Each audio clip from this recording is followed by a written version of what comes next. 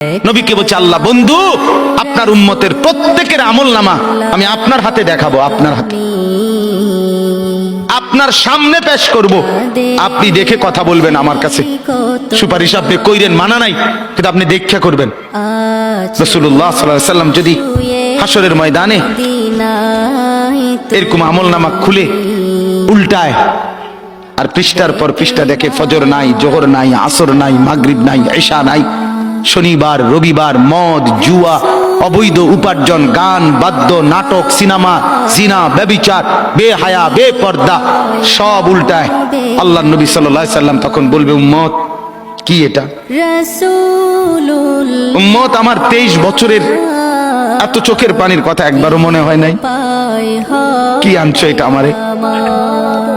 উম্মত তুমি জানো না আমি যে তায়েফের পাথরের আঘাতে পুরা পিঠ চালনির মতো জাজরা বানায় ফেলছে আমার?